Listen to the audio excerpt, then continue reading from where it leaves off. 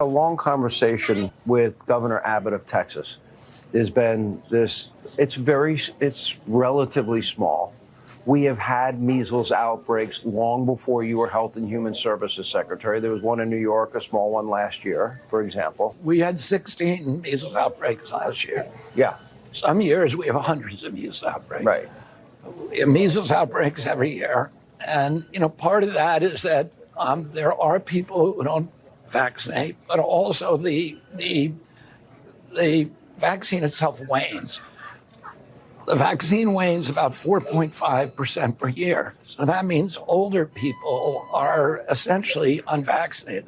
Their immune system is not protected. And one of the problems is that tends to shift measles infections to older groups and also to very young children. Yeah. So, if you get it used to be when you and I were kids, everybody got measles. And measles gave you lifetime protection against measles infection. The vaccine doesn't do that. The vaccine is effective for some people for life, but many people it wanes.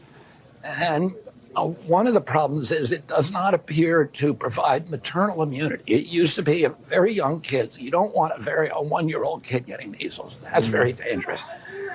They were protected by breast milk and by maternal immunity.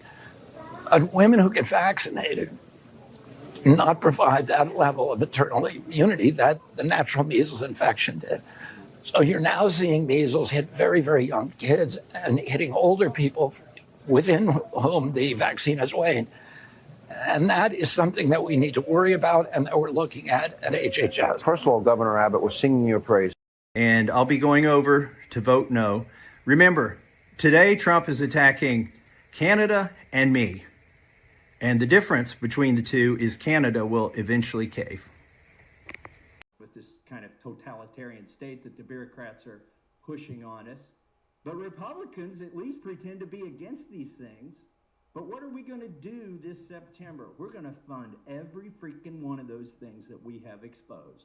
Well, let me give a little bit of background. I know President Trump personally for a good number of years, know Thomas Massie personally for a good number of years. If we had 537 elected officials in Washington, D.C., like Thomas Massie, a lot of the challenges we face as a country would be solved. Congressman Massie is smart as a whip. He understands public policy and the cascading effects. He's honest. He's principled. And unfortunately, we've got a president who, quite frankly, in my judgment at least, is none of those things. And so you put those two together and politically speaking, it's like gasoline and matches. And you know how Donald Trump likes to play with matches. Well, but is it appropriate, you think, for President Trump to threaten a Republican Congressman Thomas Massie with a primary if he votes against the CR? Is that appropriate?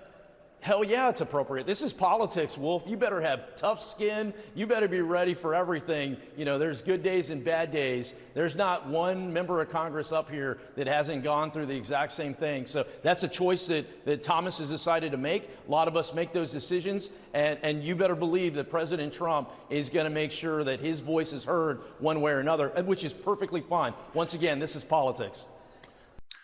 Tongue-in-cheek, episode 2025, the rebellion of Hands-on Solo. In a galaxy not so far away, the Gop Cosmos is in turmoil. Amid the backdrop of a chaotic universe where the stock market dances to the tunes of a mad emperor and social security cuts loom like a Death Star, emerges a hero, Thomas Hands-on Solo Massie. We'll start the scene with a dramatic crawl. Amidst the swirling chaos of Trump's galaxy, where every decision sparks a new controversy, as explosive as a malfunctioning Tesla. A lone figure dares to stand against the tide. Thomas Massie, more commonly known in the corridors of power as Hands-on Solo. He defies the emperor's plans to slice through Social Security like a lightsaber through butter. As we pan down, we find ourselves in the midst of a heated debate on the floor of the Galactic Senate, also commonly known as Congress. Massie, with the swagger of a man who knows his way around, I suppose, both a farm and a policy manual, is gearing up for a showdown. And then cut to the Emperor, Trumpetine and Darth Musk brooded over their next economic plan to further enrich the empire and crash stocks. Trumpetine, his hair as wild as his economic theories, bellows unlimited power to the stock market.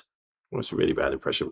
Beside him, Darth Musk, his eyes as cold as the surface of Pluto, dreams not of electric sheep, but of Mars colonies funded by Social Security savings.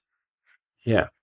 But wait, who's this racing towards the Senate chamber in her speeder? It's Caroline Klutz-Leavitt, armed with nothing but alternative facts and a hairstyle that defies gravity. It actually is more convincingly than any spacecraft that Elon's got up straight back down. Close behind her, Chip Chewy Roy howls, as usual, unintelligible objections to any bill that doesn't include tax cuts for the rich.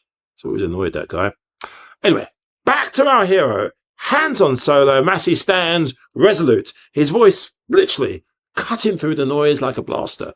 Folks, he says, we might be in a Gop, but I didn't sign up to rob the elderly to pay for Elon's Martian escapades. The crowd gasps. Somewhere in the distance, Mel, Mad Max Gibson, and Janine Judge Jabba Piero prepare their rebuttals. The latter clearly ready to rule the Supreme Court of the universe with the sobriety of a hut after a night out on Tatooine.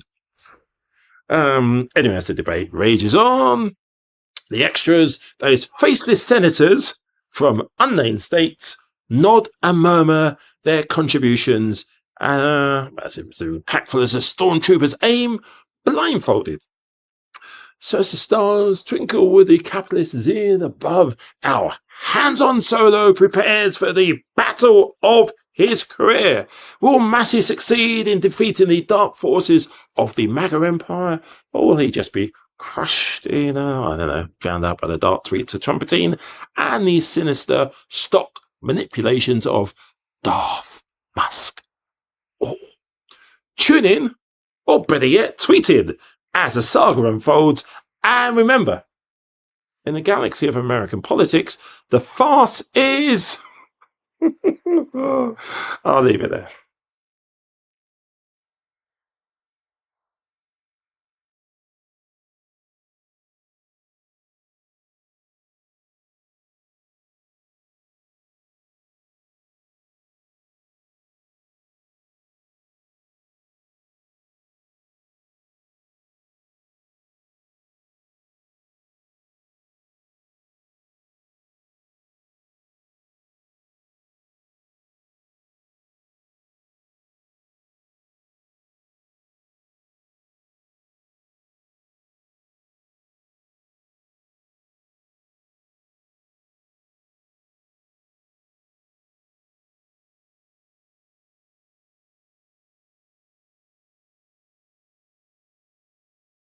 Kids who weren't in schools were going. We're not at COVID anymore. I understand that, but if you think that child hunger is an issue of the past, always been an issue, and it's an issue now, so I just don't see how you make a case to the American people, same American people that have been struggling, according to the right, for a couple of years now, that there is anything to be gained by cutting off food to kids. Not in a COVID that program is also one. I don't think we're cutting enough. But that program is also one that benefits not just the recipients, but also the farmers that are there able to purchase from. That's the main reason it's a DO, a Department of Agriculture. This issue is not going to go away because it's very contentious. But when you cut in any organization, government or private, it's very demoralizing. It's traumatic, and it gets lots of bad press, as we're doing right now. But that's why you cut 20% more. I think Elon's not cutting enough. Cut 20% more now. Get your spreadsheet out. These are the names. Whack everybody, and then 20% more, as we do in the private sector every day and have done for 100 years in private equity, and hire back when the organization gels. That way, the demoralization only happens once. You don't want to cut multiple times. More whacking. Let me just, can I explain to you that this is when running... You don't need to explain it to me. I know how it works. You don't, because Actually, I do. I've done it multiple times. But yeah, that's in the private sector. And you cannot run... This is worse than private sector. You cannot run every day, government the same way you run the fat dripping with but waste we're not government? I'm not talking about fat dripping with waste government. What do we have? have? I told you in the South right now in red states? Do you know the number one cause? What does this have to do with red or blue? Can I finish my question? Do you know the number one cause for children underperforming in schools right now? Bad educators. They're hungry. As a No. Let me finish. You're talking to the wrong guy. Let me finish. I actually, my whole but career was in education. That's my point of bringing that up to you. Yeah.